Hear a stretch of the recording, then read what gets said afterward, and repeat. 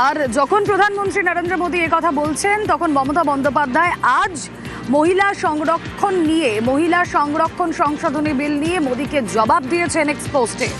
মোদীর বক্তব্য খুবই দুর্ভাগ্যজনক বলে উল্লেখ করেছেন তিনি। সত্যের পথ না দেখিয়ে জাতিকে বিভ্রান্ত করার অভিযোগ তুলেছেন মমতা বন্দ্যোপাধ্যায়। মহিলাদের জনপ্রতিনিধি করায় তৃণমূল শীর্ষে বলে তো সংসদে মহিলা বিল পাশ করতে গিয়ে একেবারে যে অবস্থা হয়েছে কেন্দ্রের, তা নিয়ে প্রধানমন্ত্রী নরেন্দ্র মোদী বারবার তৃণমূলকে নিশানা করেছেন। তাই মমতা বন্দ্যোপাধ্যায় এক্স পোস্টে তার জবাব। কথা বলবো, আবির ঘোষাল রয়েছেন সঙ্গে। আবির,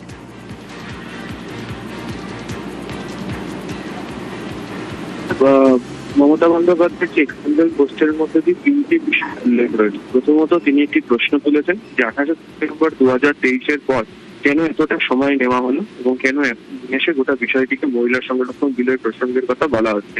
এক্ষেত্রে কোথাও গিয়ে রাজনৈতিক জিনিস বা নির্বাচনের ক্ষেত্রে যে জায়গাগুলোতে নির্বাচন হয়েছে সেখানে মহিলা ভোট পাওয়ার জন্য, সুবিধা করার জন্য এই ধরনের আচরণ করা হয়েছে বলে তিনি অভিযোগ তুলেছেন।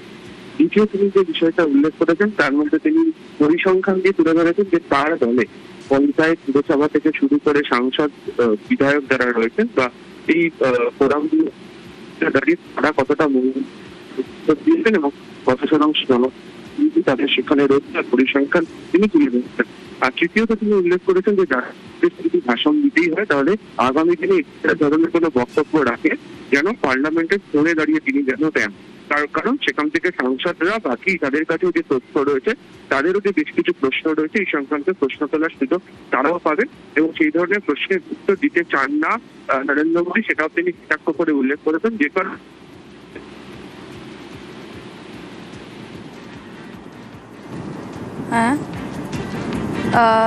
সম্ভবত যোগাযোগ বিচ্ছিন্ন হয়ে গিয়েছে আবিরের সঙ্গে। আবারও কানেক্ট করার চেষ্টা করব। সততার পরিবর্তে বিভ্রান্ত করার পথ বেছেছেন প্রধানমন্ত্রী।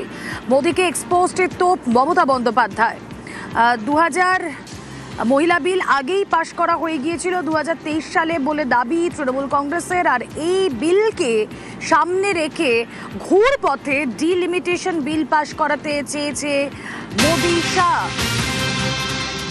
কিন্তু বিরোধী জোট আইএনডিআইএ তা আটকে দিয়েছে।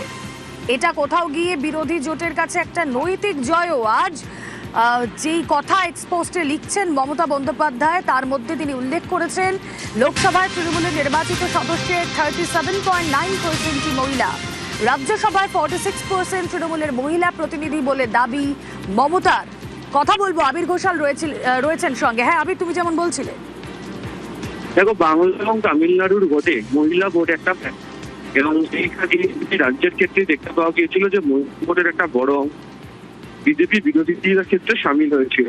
এই নির্বাচনের ক্ষেত্রে অত্যন্ত গুরুত্বপূর্ণ, তার কারণ হচ্ছে আগামী বছর জাতীয় স্তরে উত্তরপ্রদেশের যত নির্বাচন রয়েছে এবং বর্তমান পরিস্থিতিতে দাঁড়িয়ে সংসদের মধ্যে বিরোধীরা যেভাবে একটা মনোভাব দেখাতে পেরে তারা সেটাকে কেয়ার করবে।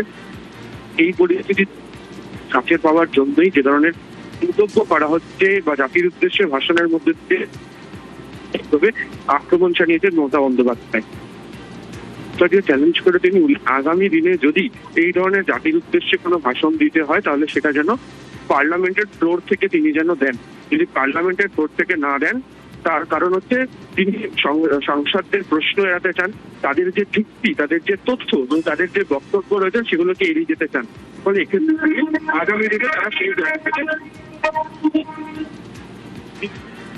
ওকে আবির।